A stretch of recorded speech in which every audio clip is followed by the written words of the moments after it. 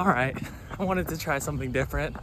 So today I'm going to be reviewing the Asics Novablast 4 while I'm running.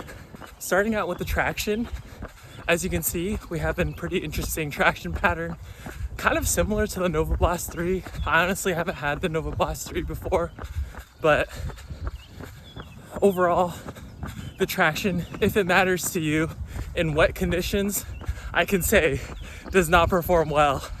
I was applying sunscreen, and when I stepped a little bit in the sunscreen, I was slipping already, like super slippery.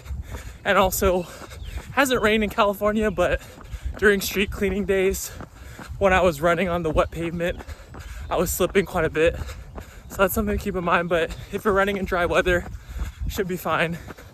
Wouldn't have any problems. As for durability, the outsole, so far the outsole has been pretty durable, but the midsole has been scraping the pavement a little bit, so there's some fraying, which is mostly cosmetic, but I wouldn't worry too much about it. The rubber on the outsole is pretty thick, so it should last a while.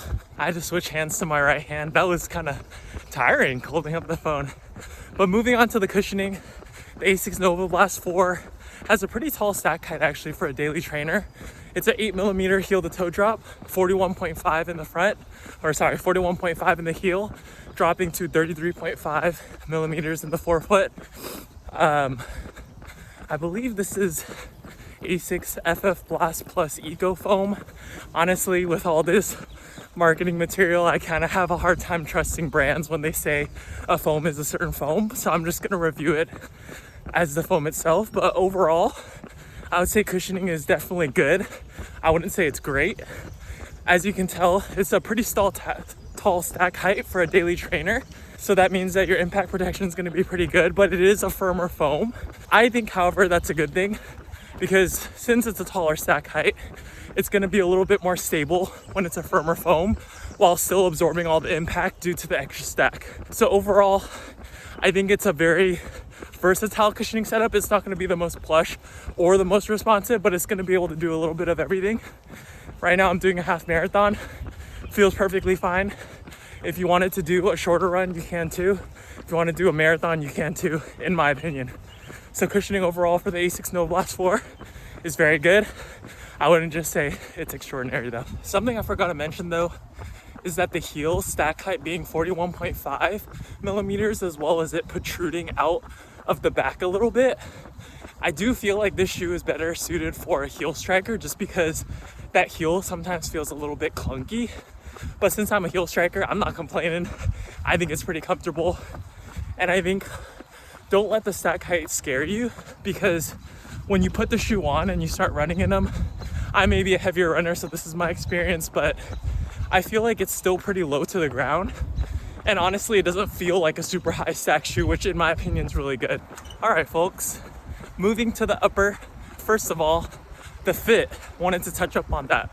I do feel like these run true to size. However, I did go half a size down, because when I did try my true to size, it felt a little bit roomy for my liking. And typically I wear a size 12 in like every running shoe. Have a little bit of a wider foot, so I like that extra wiggle room. 11.5 is probably my true size with like the width, with just the length. So I did go 11.5 in the Novablast 4, and I don't regret my decision, but I think maybe the size 12 with that little bit of extra room, I probably would have preferred over this fit. I haven't had any blisters or anything crazy like that, but I just feel like the width going to my true size would have been maybe a touch better. But yeah, I think if you have a narrow foot though, you could maybe go away with going half a size down. But if you're worried, or if you can't try the shoe on before you purchase it, maybe go true to size. Just know that there may be a touch of wiggle room in the toe box. All right, so with that being said, I thought that the upper was very comfortable. Again, I did go half a size down, but I still find the upper extremely comfortable. It's kind of like this cloth material, and it's a pretty thick cloth material. So I will say that the ventilation is one of its downsides. It is like kind of like a really thick but more structured sock fit. So If ventilation though is something that you really look for in a shoe, I would say that this one is not the best option, because even with my white colorway, I do feel like it gets a little bit hot when it's super sunny or hot. Heel lockdown though has been phenomenal. Zero problems and complaints with that part of the shoe. I do the runner's loop, so keep that in mind, but heel lockdown has been fantastic. Again, I did go half a size down, but I think even in my true size, the heel lockdown would have been really good. So overall, the upper was very comfortable. I think since it's a thicker cloth material, it's also going to be more durable than if I would have preferred, you know, a really thin, breathable fly knit or cloth upper that's maybe a little bit more flexible. That probably wouldn't be as durable as what they have on the Novablast 4. So again, everything on the upper, super comfortable. Just keep in mind the sizing as well as the ventilation. So overall, the Asics Novablast 4, I believe, is a fantastic shoe. I love it as a daily trainer. I think that it's rare nowadays to find daily trainers that can do literally everything. And you know, that could be because brands want to create multiple different types of running shoes so that the consumer has to buy multiple pairs, or maybe 5 or 6 pairs at the same time to rotate them for different reasons. But I think the Novablast 4 is a testament to a do-it-all shoe, at least for my use cases. Now, something I want to mention is that I prioritize in a running shoe the fit, which is the heel lockdown, as well as the cushioning. And I think that the Novablast 4 does a fantastic job in both of those categories. Fit was great. Heel lockdown, that's the most important part to me in a running shoe, because I can't run personally if my heel is coming out of the shoe.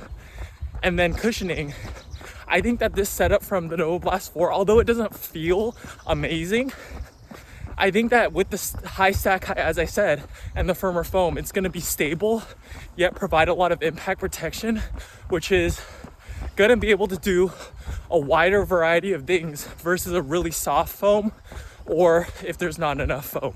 Now, with that being said, if ventilation and traction are a big deal to you in a running shoe or a daily trainer, then I would not recommend the Asics Novablast 4. But for my needs in California, with the mileage that I put on, I think this is a fantastic shoe. I can wear it and I feel very protected with that extra stack height, and I feel stable. I can do so many different things in this shoe. It's not going to be the best at every single type of run, but it's going to be able to do every type of run. And that may sound familiar if you watched my other reviews. I said that about the Brooks Ghost Max, and I stand by it. So priced at $140, I think that this is one of the few shoes that it's actually worth it to buy the current model, as well as I think it's worth the full price. With that being said, I have not tried the Novablast 3. So if you're interested in getting a discounted pair of Novablast 3, I've heard great things. I just haven't ran in them, so I can't recommend them myself. But if you end up choosing the Novablast 4 as a daily trainer, as a shoe that can do it all, I feel like I'd be very comfortable recommending it for $140. Also, something to note is if you can wait a little bit or it's not super urgent, there are a lot of shoes coming out. So for example, the Pegasus 41 is coming out, which is completely redesigned, or at least it looks redesigned. And then the Adidas Adizero SL2, which is the newest model of the original Adidas Adizero Superlight, which was one of my favorite daily trainers. So I'm very curious how this shoe will stack up against those two, as well as, you know, a lot of super trainers coming out, like the Superblast 2. A lot of shoes from New Balance are coming out. I'm also getting the New Balance Rebel V4s and testing those out. So let me know if you guys want to see a comparison video with, you know, maybe all of those shoes against each other, because I think it's an exciting time to be a runner. There's no better time in the shoe game right now, I guess, than right now. So yeah, thanks for watching this review, and let me know if you guys like this like running review format. I don't know, I might do it again in the future. It's pretty fun. Catch you guys on the next one. Peace.